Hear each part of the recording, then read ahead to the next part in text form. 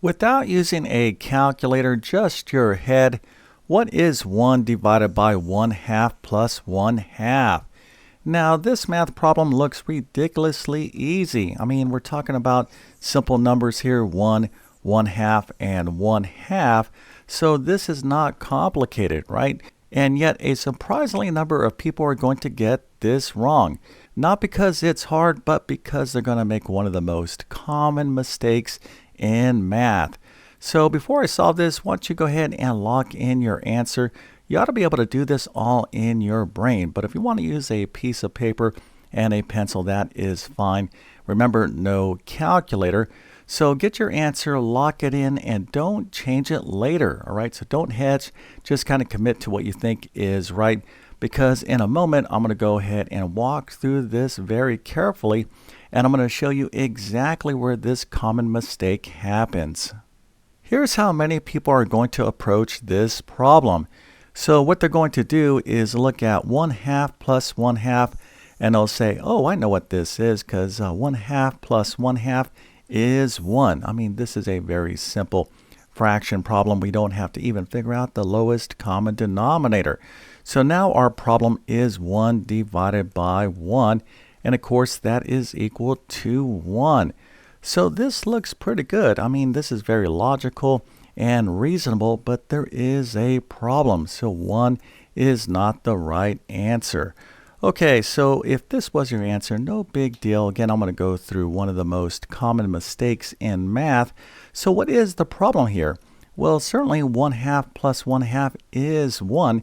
So the fractions are not the problem, right? The problem here is the order in which we did the problem. So let's see if you remember learning this way back in elementary and or middle school. And what I'm talking about here is something called the order of operations. So when you have a math problem, you have to do it in a certain order. Now, a lot of textbooks kind of teach it in this manner, but I'm going to teach you a much easier way in a second.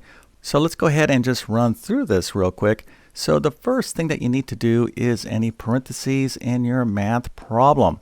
Now, of course, this doesn't make a lot of sense right now because we don't have any examples to understand this. But hold on, I will give you a better kind of explanation of all of this in one moment. But again, we start with any parentheses. All right, so if there's parentheses again in your math problem, this is what you're going to do first. The second thing is exponents. Now, exponents are essentially a power. So if you have like 2 to the 3rd power, you're going to do these second.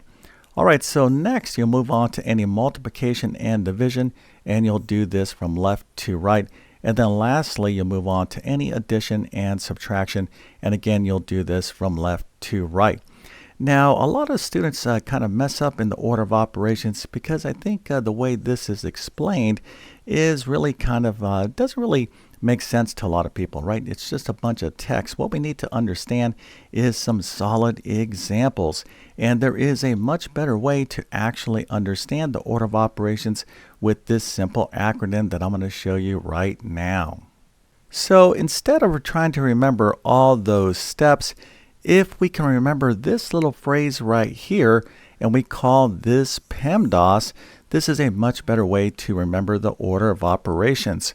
Okay, so this is effectively the steps that I just kind of went through, but this is going to make a lot more sense because this is far easier to remember for most students.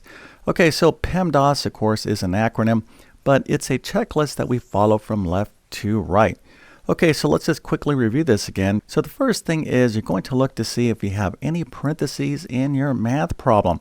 So this, of course, would be parentheses like this, but they could also be brackets or these type of squiggly brackets. What we're talking about here are things called grouping symbols, all right? Now, sometimes your problem does not have any parentheses, and that's perfectly fine. So what you're going to do is just simply move on to the next step. All right, so the next step again is exponents, but an exponent is essentially a power. So here we have 2 to the 3rd power. This little number up here is an exponent. Okay, so 2 to the 3rd power means take 2 and multiply it by itself 3 times. So again, not every problem will have parentheses or powers or exponents, but if they do, this is the order in which you need to do them.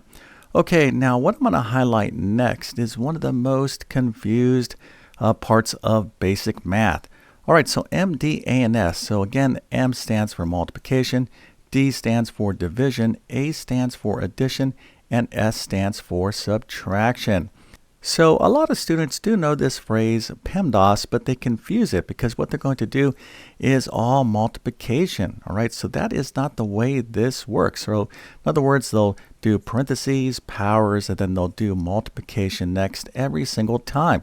And that is not the way PEMDAS works. Okay, so you got to be very careful here. The way PEMDAS works is you're going to do any multiplication or division, whatever you see first from left to right. And then once this is done, you'll move on to any addition and subtraction. So let me give you a quick pop quiz just to kind of see if you've been paying attention to me. So what is the answer to this problem? So we have 10 divided by 2 times 5. Okay, so what is the correct answer? So if you said 1, congratulations for finding this video because you're not paying attention. This is not the correct answer. All right, so here, what someone is doing is they're saying, all right, so I got 10 divided by 2 times 5. That is 10, which of course is 1. So they're very happy about that. They're like, I'm going to get an A+ on my math quiz. Well, this is wrong. All right, now why is this wrong? Because here we have multiplication and division in our problem. Okay, but what do we see first from left to right? Well, we see the division first. All right, so we got to do this first. All right, so 10 divided by 2 is 5. Now we have 5 times 5, which of course is 25, which is the right answer. Okay, so again, this is one of the most common mistakes in basic math, and I have been teaching math for decades, and I've even seen students taking like advanced algebra make this error. So you got to be very, very careful. Okay, so now that we understand PEMDAS, we can apply this knowledge to solve the problem correctly. So again, we have 1 divided by 1/2 plus 1/2. Now, we're not just going to start doing things here because we have a order that we have to follow. So we're going to keep PEMDAS in mind. Okay, so do we have any parentheses here? Well, the answer is no. Do we have any powers? Again, the answer is no.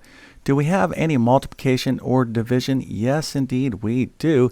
So this is what we need to do first. So you got to handle all multiplication and or division before you get into any addition and subtraction.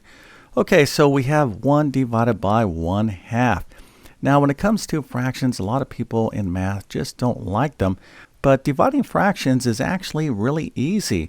Okay, so what is 1 divided by 1/2? Well, let me go ahead and write this a little bit better. So here we have 1 divided by 1/2.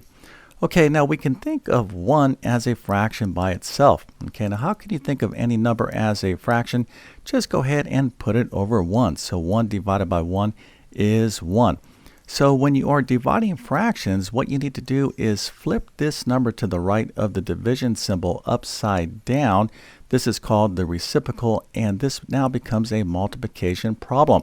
All right, so 1 divided by 1/2 is the same thing as 1 over 1 times, again, we're going to flip this fraction upside down, 2 over 1. Okay, so now the question is, how do we multiply fractions? Well, this is super easy. All we have to do is simply multiply the top numbers. These are called the numerators. So 1 times 2 is 2. And then the respective denominators. These are the bottom numbers. So 1 times 1 is 1. So the correct answer here is 2. All right, so 1 divided by 1/2 is equal to 2. All right, so I'm going to go ahead and erase this, and hopefully all of you out there remembered how to do this.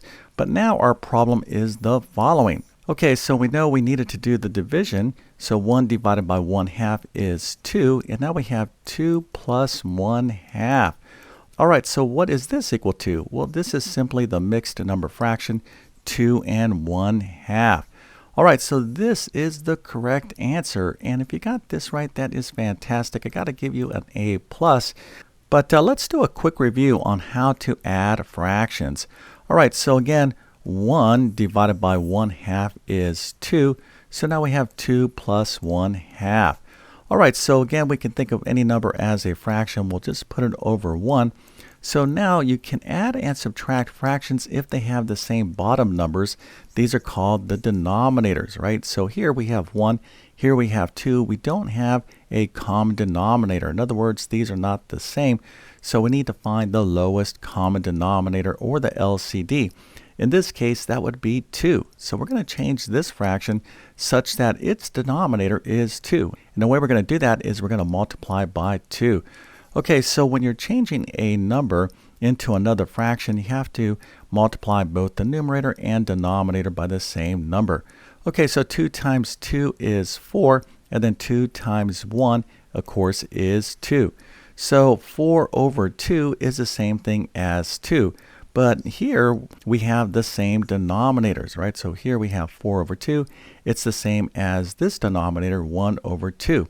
So now our problem is 4 over 2 plus 1 over 2. Okay, so 4 halves plus 1 halves. Now when you're adding fractions, what we need to do is add the numerators. So this is going to be 4 plus 1, which of course is 5, over the same denominator, which is 2. So 5 halves is the same thing as 2 and 1 half.